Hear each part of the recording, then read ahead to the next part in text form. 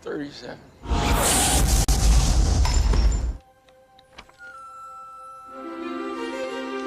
Oh, God. Is somebody trying to tell me something?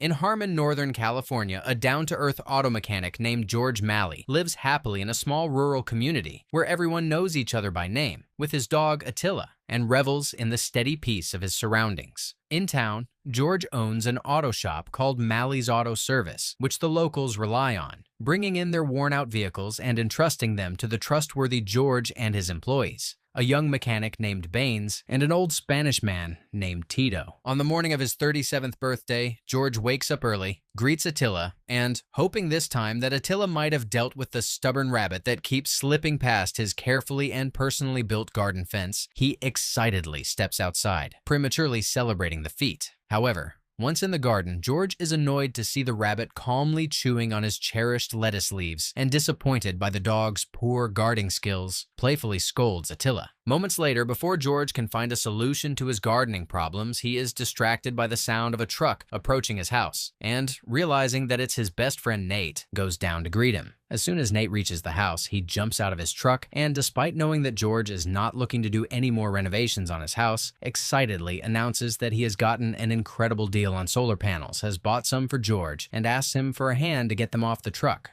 Amused by his friend's effort, George does as asked while picking Nate's brains. But I see you improved the garden anyway. And that goddamn rabbit still got in there. Then, once finished with the task, Nate takes the time out to sincerely wish his best friend a happy birthday before preparing to leave. Who's gonna put it together, huh? Not me. Then, Nate and George discuss George's birthday party, planned for that evening at a local bar, and after settling on the details, with obvious doubt in his tone, George hints that he's thinking of asking his longtime crush, Lace, to accompany him, for which Nate scolds him for waiting until the last minute to do so. Then, after agreeing to see each other at the party, Nate once again extends his warmest wishes to George and speeds away. A few minutes later, George prepares and heads into work. There, while George and Baines work on a vehicle, Tito comes in and starts giving George a message. Curious to learn new things, George hurries to use his Spanish-English dictionary, as always, to understand what the old man is trying to tell him before Baines volunteers to translate. However, despite George's best and rushed efforts, Baines impatiently jumps in, translates, and informs his boss that his very close friend and father figure, Doc Brunder, who works across the street from the shop, has asked the birthday man to look up at his window in a few minutes, but is soon interrupted by the arrival of Lace, whom he allows to sell her handmade chairs at his shop. George drops everything and rushes to greet Lace, compliments her, and after excitedly informing her that chairs have sold out, he helps her unload some more from her truck. Hey, Lace, there's a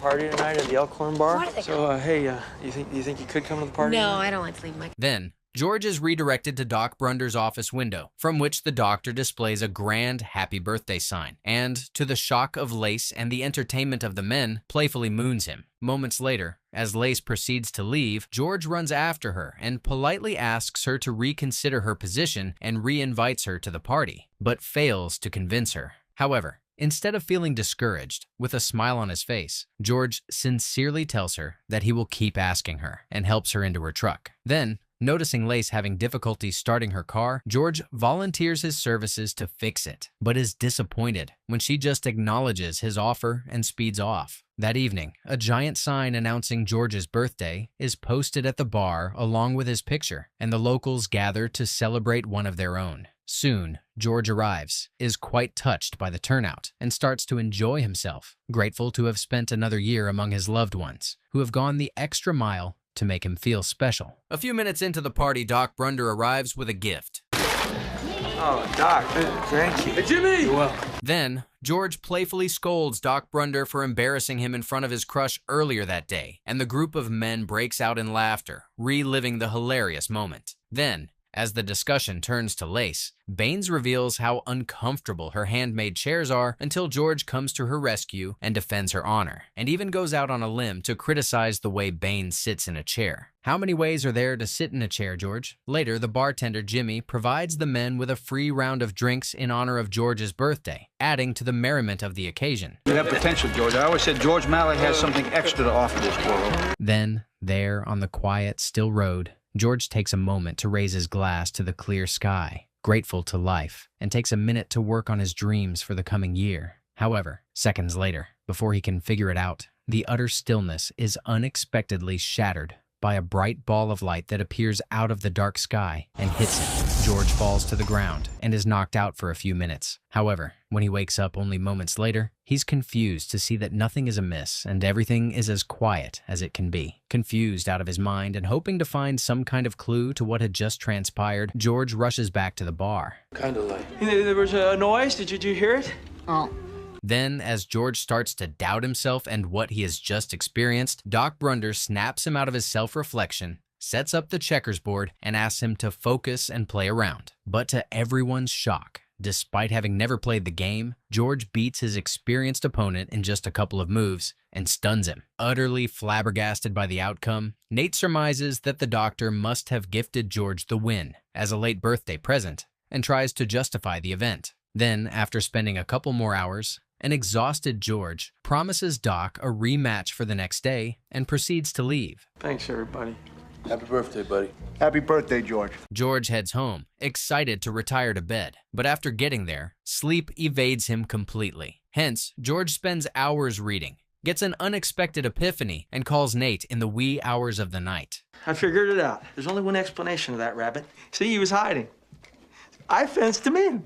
Then, with the vibrant energy of a bright morning, George walks out of the house, brimming with excitement, slowly opens both doors of his garden's fence, sits on his deck, and patiently waits. Then, just as he predicted, the stubborn rabbit quickly walks out while George laughs to himself, celebrating his feat. The next day, at the auto shop, a local man named Roger comes in with a request, and George stuns everyone. Before Baines and Tito process the incredible efficiency, another customer comes to request a service, and to the utter bewilderment of the duo, George gives orders to Tito in fluent Spanish. Tito, you speak Spanish better than I do now.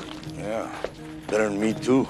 Then George slides under a car to work on it, and as he tries to grab a wrench that's out of reach, unbeknownst to him, the wrench is pulled towards him through telekinesis, and he quickly continues to work. Then, George steps outside to find Lace's truck parked in front of the store nearby, approaches it, and meets her young kids, Al and Glory. After chatting with the cheerful kids for a bit, George tries to use the opportunity to fix Lace's truck and quickly opens the hood until Lace returns from the store and interrupts him. I didn't say what I saw. What it looks like! What could have been? Then, George goes to the bar to play chess with Doc. That's mate, Doc.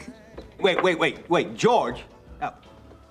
What in the hell is going on? The locals then try to understand what George is explaining, and taking his word about what he had experienced, they wonder if it's at all related to the sighting. George then dismisses Doc's offer to give him a physical examination at his clinic to make sure he's doing all right, and proceeds to head back to work, until a genuinely mystified Roger runs after him and asks him about the numerous books he reads. About everything.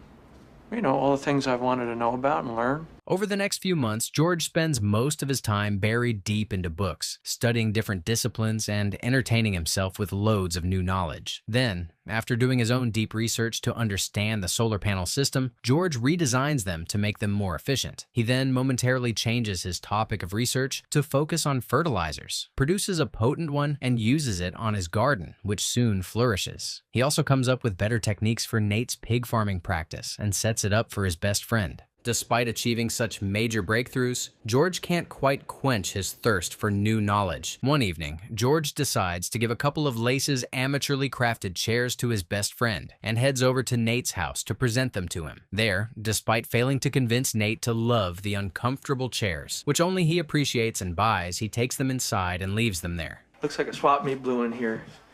Talk about needing a woman's touch. Then, once George takes a breath, he realizes that Nate is scanning for shortwave frequencies, which is his hobby, recognizes a Morse code pattern, and ignoring Nate's warning that it may be from the Air Force base nearby and hence it's best to leave it alone, George opts to record it and take it home with him to try to decode so that he will have something to do when he returns home, and explains that he no longer knows how to spend the dark hours of the night in which the world goes to sleep, as doing puzzles and reading books has become too simple for him.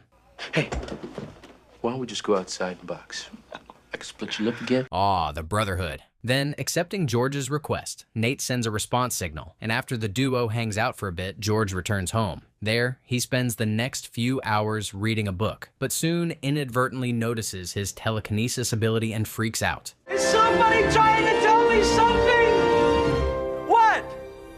The next morning, George heads to Doc's office for a checkup, and after sharing that he's still having trouble sleeping, he shyly demonstrates his telekinesis abilities, which blows away the old man, who turns into a boy filled with curiosity and wonder, and watches George's fascinating ability over and over again. Then, after a few minutes of excitement, the doc resumes his professional demeanor and promises to get to the bottom of whatever is going on and comforts his friend. One afternoon at the auto shop, as George demonstrates his latest discovery to Tito, with whom he can now communicate without any help, Lace comes in with more of her handmade chairs, which, unbeknownst to her, only George buys and, excited that most have been sold, puts them on display. Like always, George drops everything to assist Lace, proudly shows her the new batch of tasty tomatoes he has just grown using his potent fertilizer, and asks her to take them home to the kids. However, hoping to maintain her distance and keep him at an arm's length, like she always does, Lace politely feigns being in a rush and speeds away, after congratulating the mechanic on his achievements. Instead of being discouraged, George loads the basket of tomatoes onto his truck a few minutes later and sets out to drive the long distance to Lace's house, desperately hoping he can finally win her over and convince her to give him a chance. After traveling a few miles, George spots Al and Glory playing in a field from afar and decides to give them a ride. As he continues on with his lengthy journey, George picks wildflowers from the surrounding fields, makes them into a small bouquet with Glory's help, and speeds to the house while playfully getting to know the children. Once at the house, George follows the children's lead and excitedly heads to the backyard, where he finds Lace washing clothes and, after handing her the bouquet and describing how much fun the children are, finally tells her how much he would like the chance to get to know her better. However,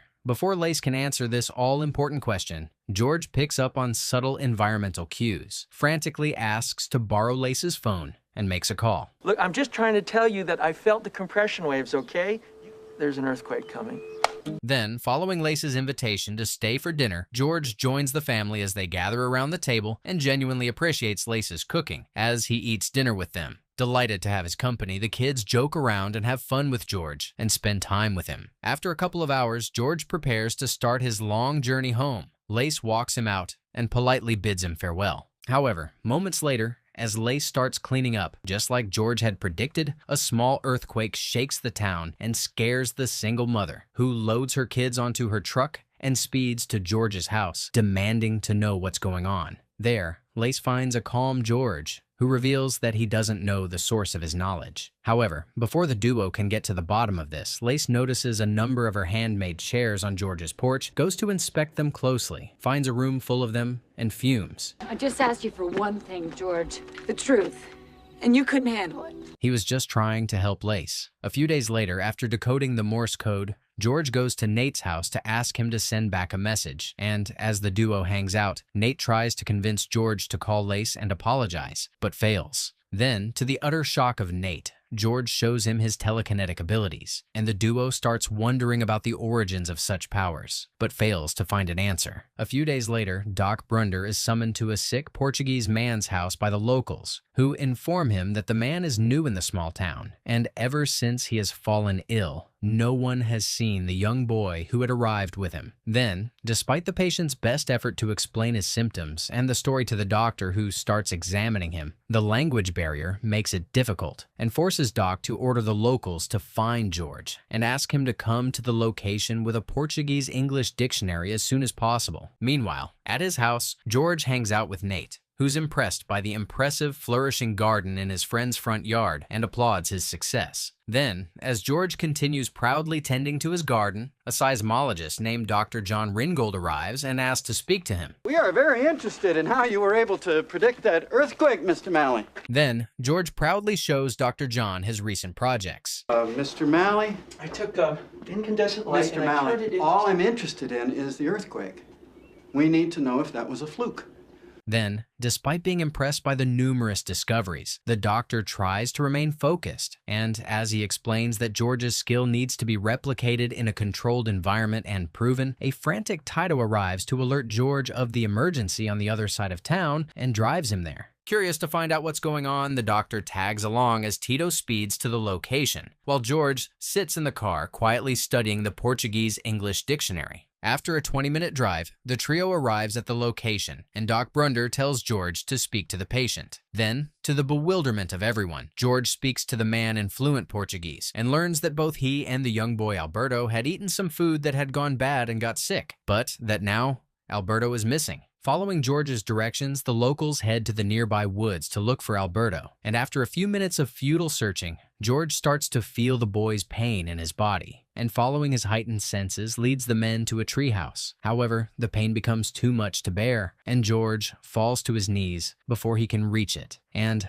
desperate to help Alberto, to the horror of everyone, George uses his telekinetic abilities to remove the pile of logs covering the ladder to the treehouse and advises the men to look for the young boy there. Tito quickly climbs up, finds the young boy whimpering in pain, alerts everyone, and soon the boy is rescued and taken to the hospital. In the aftermath, the once doubtful Dr. John, who had required George to prove his skills to be taken seriously, approaches him. And I'll have somebody from Solar Energy there, and anything else? Then, as George proceeds to head back, he realizes that the locals have still not recovered from the events that took place in the woods and are all still quietly staring at him with sheer bewilderment. Then, as a concerned George tries to push this out of his mind, Albert's mother, who had been out all day looking for work, returns home and, after learning of everything that had transpired in her absence, profusely thanks George, who comforts her. That evening, having been informed that Ella is a housekeeper, George visits Nate, whose loneliness has always worried him, and, hoping to set him up with Ella, convinces him to hire her as a housekeeper. Then, despite Ella's ability to communicate in English, George volunteers to teach Nate Portuguese in the name of better communication, and using a tape recorder, tricks his best friends into learning compliments and flirtations in Portuguese. On the other side of town, at Lace's house, Al and Glory excitedly narrate George's feat from earlier in the day and share how much they like him, and nag their mother to give him a chance. Yeah, there's been a lot of UFO people coming into town since George saw what he saw.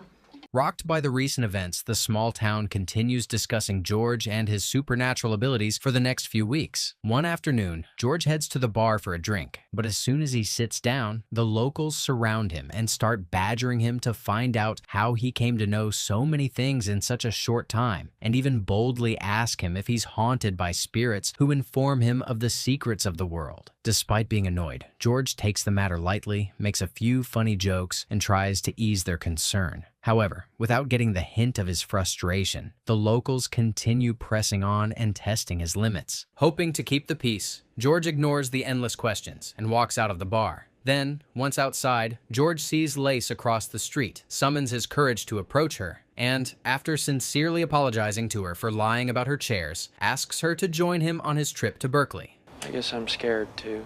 What for? Support? I'll be outside your shop at noon if I'm coming. Meanwhile, Ella arrives at Nate's house to introduce herself and work out the details of her employment. However, at the sight of the beautiful young woman, the normally confident Nate struggles to speak and tries hard to maintain his composure while quietly thanking George for everything. Then, as Ella proceeds to leave the house, promising to return and start working the next morning, hoping to impress her, Nate speaks to her in the Portuguese phrases he had learned and inadvertently flirts with her. Elsewhere, George returns home and is confused to find his house swarming with FBI agents. Curious to find out what's going on, George heads inside and meets with the lead agent, Jack Hatch. Well, who taught you the cipher, Mr. Malley? Who trained you? As I said, nobody. Later, while a terrified Nate sits in a cell wondering how he can possibly get out of his predicament, George is taken into an interrogation room filled with agents and asked to decode numerous signals. After giving it a few half-hearted attempts, George explains that the task is too complex, turns it down, and instead asks to speak to his best friend, who's being released from custody. Because the cancellation of a top-secret training exercise, Mr. Malley, the scrapping of an entire cipher system. Then, annoyed that they are getting nowhere with George, the head of the FBI concocts a plan to keep holding George without charging him. Can't keep holding him. Yes, we can. He resisted arrest. Hence, George is kept in custody to be tested by Dr. Neerdorf and stuns him. If a man is born in 1928 and he's still alive, how old is he? He's 67 years, 9 months, 22 days, 14 hours, and 12 minutes. As the doctor watches in disbelief, George casually answers a series of difficult questions. Then, to the utmost shock of Dr. Neerdorf, George sits back in his chair and starts moving a pencil through his telekinetic power. Is that a trick pencil? No, I asked it to move. George is held overnight. In the morning, Jack approaches George, drops all the hostility he's been treated with, and asks him to join the world of intelligence and use his superior intellect to serve his country. It's home for me, Jack. I'm jumping out of my skin here. Feeling cornered to release the man they have found absolutely nothing to charge with, the FBI reaches out to Dr. Jon, and after detailing that George is considered a security risk, warns him from granting him any access to personnel or information. Elsewhere, in Harmon, George returns home that night and heads to Lace's house in the dead of night, and as if he were a teenager, knocks on her bedroom window. Lace rushes to speak to George and checks on him to make sure he's doing all right. I should probably leave you alone, shouldn't I? I guess so. Your face says otherwise, Lace. Heartbroken, George heads to the bar to meet with a still shaken up Nate and profusely apologizes to him for causing him all the distress. Then, having heard the ordeal through the gossip grapevine, the locals ask George what the FBI did to him, which triggers him. Then, George goes on a rant explaining how difficult it is to be filled with a million ideas at any given moment, and goes around giving the local people ideas on how to improve their lives. 6 more cars in, and nobody gets fender benders, all right? Where's Paulette? Then, George gets more heated, detailing that Dr. Jon has canceled his trip to Berkeley, and he inadvertently breaks a large bar window through telekinesis. Then, seeing the fear in the eyes of the locals, among whom he was born and bred, a disheartened George apologizes and flees the bar. Then, to make matters worse, Baines quits working at the auto shop a few days later, which further worsens George's horror. As word of the ordeal at the bar gets around, hoping to provide him with loving fatherly support, Doc Brunder visits George at the auto shop. Well, look, I was mad, all right? I was pissed off, and I'm not mad now, okay? You won't give me a chance to explain anything. I look at them, and they... Feeling isolated by the great phenomenon that had seemingly improved his life at the beginning, George feels stuck in his life, and even fails to enjoy the things he loves, like gardening. Suffocating in his new reality, George finds himself retreating to nature and spending hours staring at the tall trees surrounding his house just to calm his anxious nerves and find a moment of peace. Elsewhere, Lace learns from her kids that there is a viral conspiracy theory going around the school and town about George, and uses the opportunity to remind Al and Glory how hurtful it was when the town shunned them when their father left them, and teaches them a life lesson against bullying. Then, sensing the severity of George's predicament, Lace visits him at his house. As soon as he sees her, an excited George shares his decision to speak to the locals at the upcoming library fair to explain himself so that they would understand him better and stop fearing him, and asks her what she thinks of his decision. But before Lace can answer him, seeing his state and his disheveled look, Lace turns down the drink and instead offers to give him a haircut and a shave, which George happily accepts. Later, once finished with her task, seemingly terrified by the new unexpected intimacy, Lace flees the house after promising to return later. A few days later at the library fair, a stand holding the thousands of books read by George in the last 2 months is dedicated to George to hold a Q&A jack, and hundreds of locals gather around to hear from the now mysterious man himself, and soon the local press joins in. Then, Doc Brunder and Nate start things off with a couple of questions, which George answers with humor and breaks the ice. However, as the session goes on, despite George's best efforts to redirect questions and assumptions away from the ball of light he had seen on the night of his last birthday and share the knowledge he has learned in a simplified way, it all gets heated and out of hand. Or began the night that you saw the object in the sky. That was a light.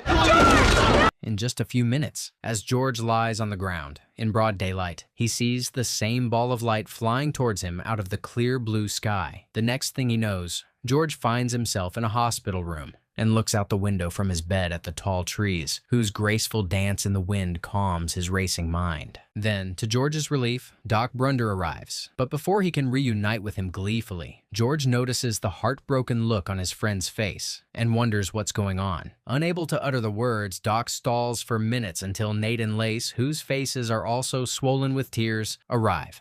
And Doc finally gives George the sad news. George, there's a tumor in your brain. Doc then approaches George and sits beside him on the hospital bed. And for a man who's never been a father, I sure feel like I'm losing a son. Unable to keep his tears at bay and maintain his composure, and hoping to give Lace and George some privacy, Nate invites Doc to step outside with him, and the duo leaves. Oh, the sheer heartbreak. George and Lace spend the next few days together at the hospital and cherish each moment they have together. Then, one afternoon, a world-renowned neurosurgeon named Dr. Wellen arrives and introduces himself to George. I'm going to ask for your permission for my team to perform open brain surgery. You could be our greatest teacher, George. To the outrage of Doc Brunder, Dr. Wellen goes to the court, testifies that his new surgical patient is not competent to make his own decision, overrides George's decision, and holds him at the hospital against his will. Drowning in the grief of a father who is losing his only son, Doc heads to the bar that evening and uncharacteristically tries to silence his pain through alcohol. However, after just a couple of drinks, Doc overhears Jimmy, Roger, and Baines, who were all once George's friends and whom George tried to help any chance he got, smearing the sick man's character, trying to come up with different theories on how they believe he had managed to trick everyone into believing in his intelligence for so long, and loses his mind in anger. You have to tear him down. What are you so afraid of? What have you got to lose? To hell with all of you. To hell with everyone. Meanwhile, in his heavily guarded hospital room, knowing that he's doomed to be a science experiment, George uses his wit to formulate a plan. He then invites an orderly named Cal, whom he has befriended, casually offers him a pudding spiked with sedatives, and once he falls asleep, dons his uniform and slides right past the agent posted on his door and escapes. Nicely done. Later in Harmon, while Doc leaves the bar, he hears of this good news from a local cop who grumbles about being put on alert to drive around searching for George all night, waits until the coast is clear, and pokes a hole in the squad car's tire to sabotage the scheduled search party while laughing to himself. Meanwhile, George rushes to Nate's house, gives him research materials to give to Dr. John. He then gives him some letters he wrote for him, along with helpful documents on soil for his farm. But just before stepping out, George stops. Then the duo emotionally embraces, and George runs out of the house and heads to Lace's place. As George gets close to Lace's house, Attila, who is now living with Lace, senses his arrival from a mile away, jumps out happily and greets him. George then reunites with Lace and spends the night there. The next morning, with the help of the kids, George fixes Lace's car, just like he promised her he would. Then, as the trio has fun, Al hits him with a difficult question. You came here to die, didn't you? I like this place, and love the people here. Still, after all they put you through, seeing how upset Al is, George subtly comforts him and teaches him the importance of treasuring each moment and continues to spend time with them. Later, Jack and his partner come looking for George at Lace's house, and as Jack starts looking around, Lace takes a chance to remind him of the gravity of George's predicament and asks him to let him die in peace. Touched by the sentiment, Jack does the honorable thing, calls away his partner, and leaves. Relieved, Lace then meets George by the field behind her house, working on some of his ideas, and the duo spends some quality time together. Later that night, while the kids slept, Lace faced the moment she had been dreading and was shattered. No, wait, George. It's okay. It's gonna be okay. The next morning, Dr. John comes to the house to meet with John, is shocked by the news of his passing, and respectfully takes his research papers to continue working on George's breakthroughs. Lace and her children sit on the porch and cry their eyes out while holding on to each other for dear life. Then, they look at the tall trees by the side of the house and take comfort in their elegant movement in the wind, just like George used to do. A year later, now married to his pregnant wife, Ella, fluent in Portuguese and running a successful corn farm, Nate and Alberto run through the fields of corn to meet Ella by their truck and head into the bar, where all the locals and George's loved ones gather to celebrate what would have been George's birthday.